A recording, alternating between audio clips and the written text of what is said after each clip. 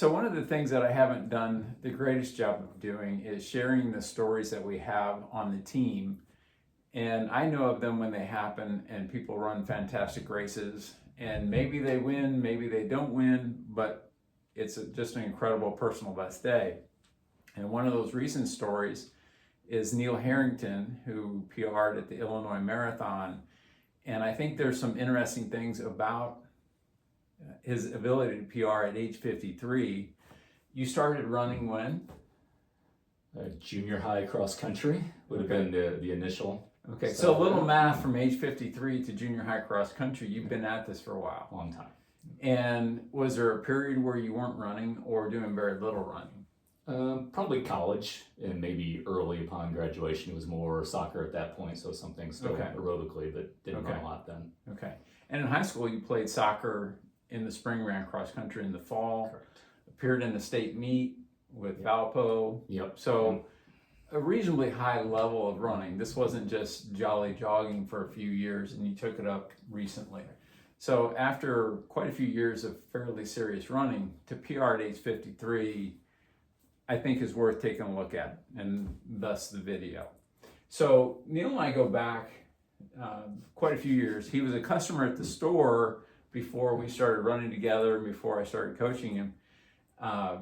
He would come in, get the A6 2000 series, whatever the current version was.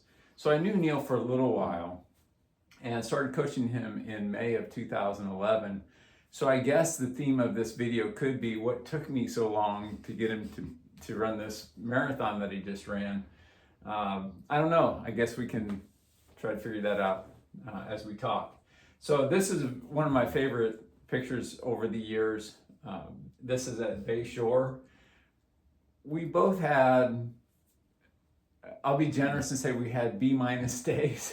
I'm not sure it was that good. We had a rough go of it, but you had a good story in there with how you ran the race. Yeah. For another time, probably.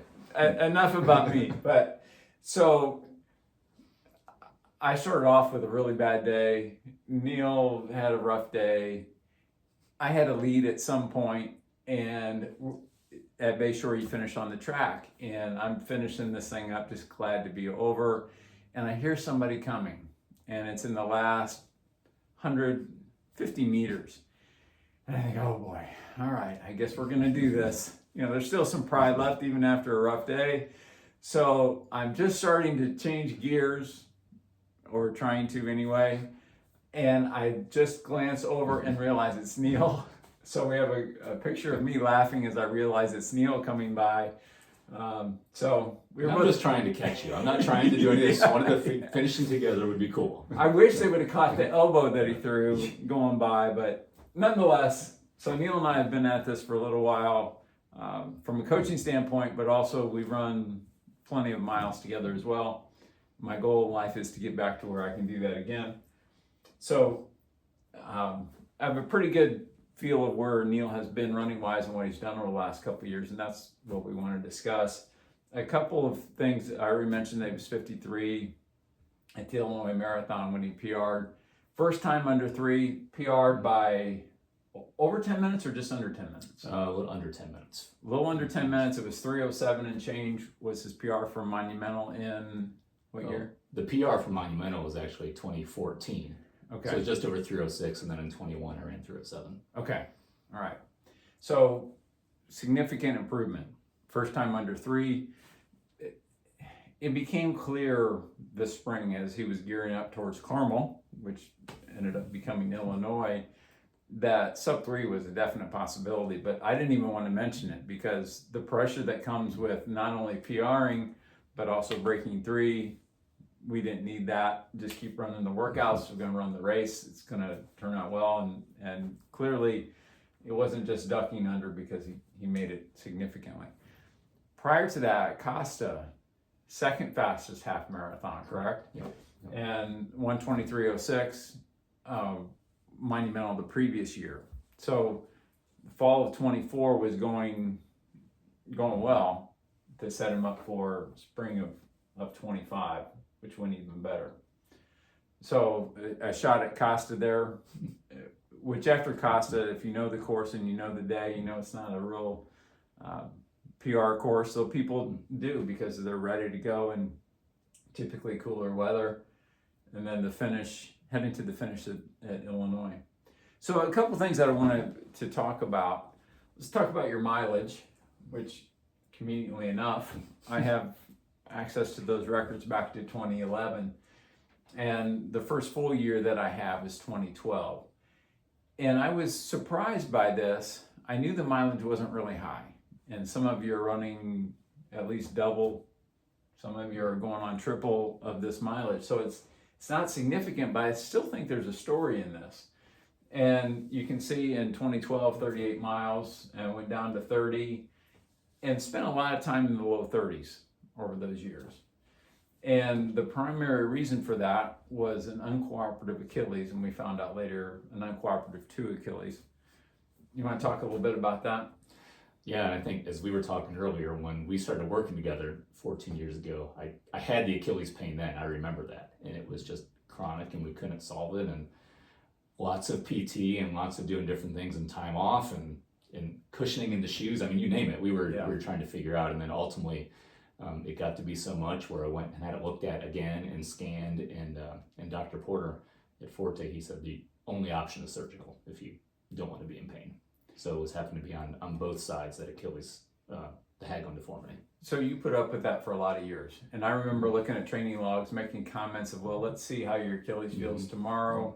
I knew Wednesdays were always going to be rough following the quality workout. I knew Sundays, typically there weren't any miles because the long run we get it fired up. So we had to manage that the best we could. What finally prompted you to have surgery? Interestingly, I don't know that it was because we did the work, and again, not huge mileage, but I didn't miss a lot of quality necessarily. Now maybe it impacted some of the quality I was doing, but I don't know that I missed a lot. But it was the everyday, I'm sitting on my couch, I'm walking around, and I'm just in pain, and it doesn't go away.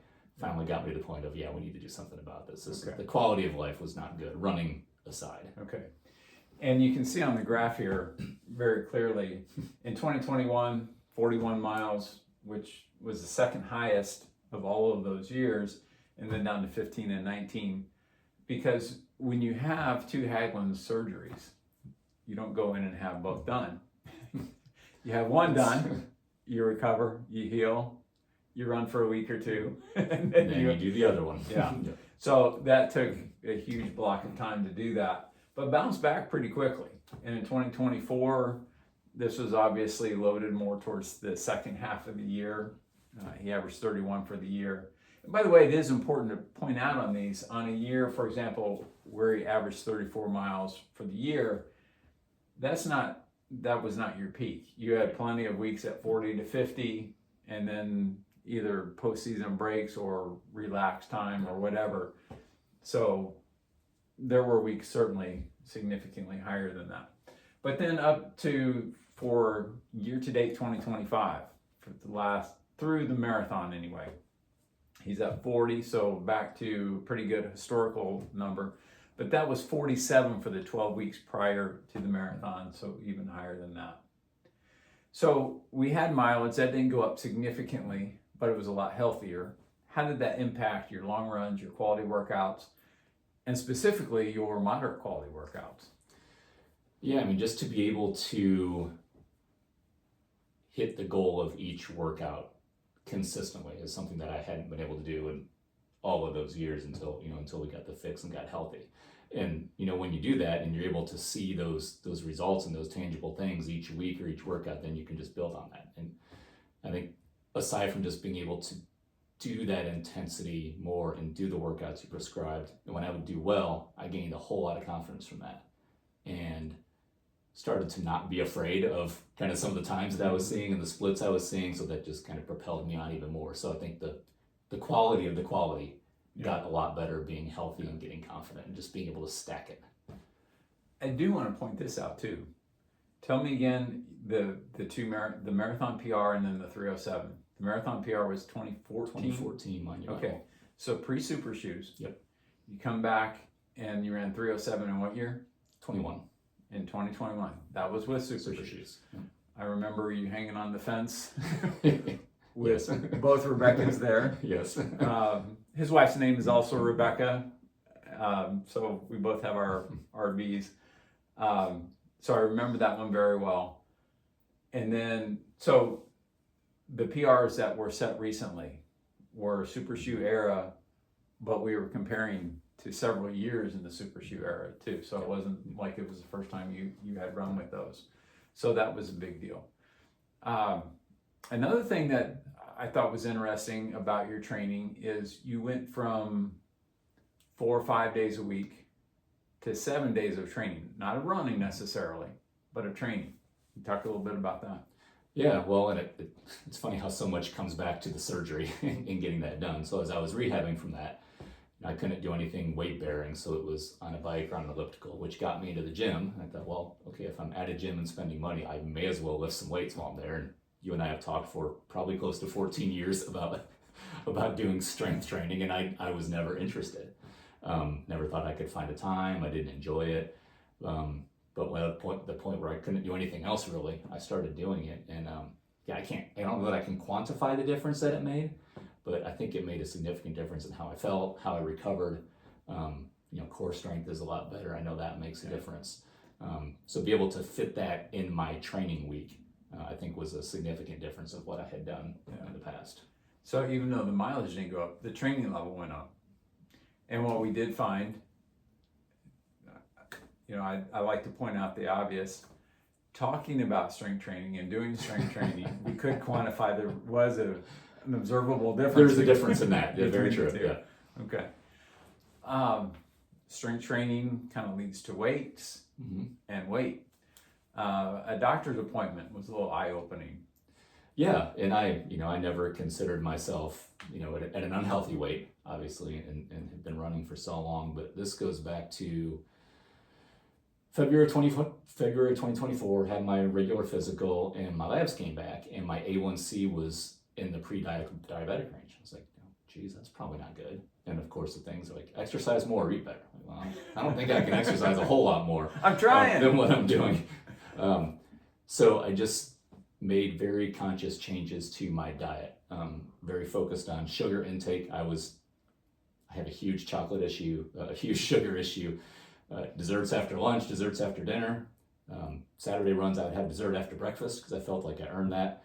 So it was a lot of sugar coming in. So I made a conscious effort to really reduce that.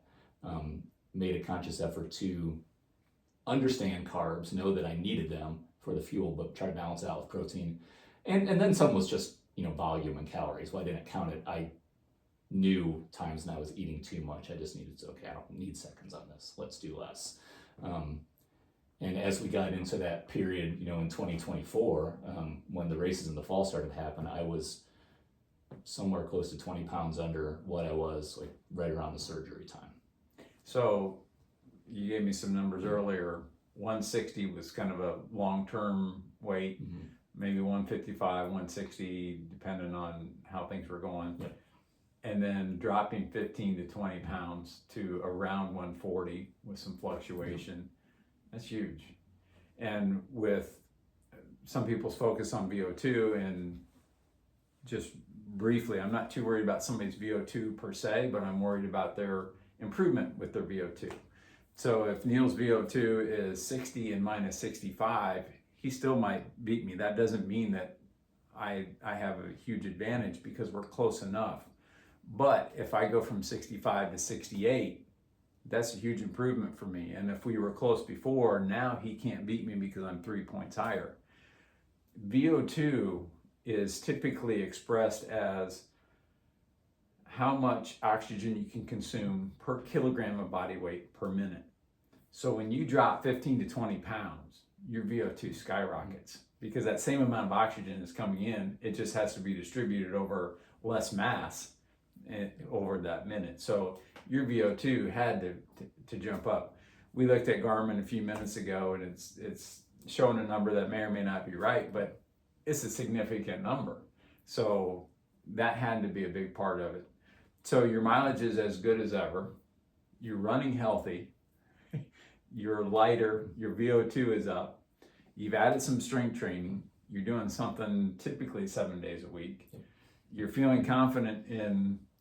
It's no wonder you PR. It's no wonder that we knew going into the spring races, these are going to be good. The question is just how good. Right.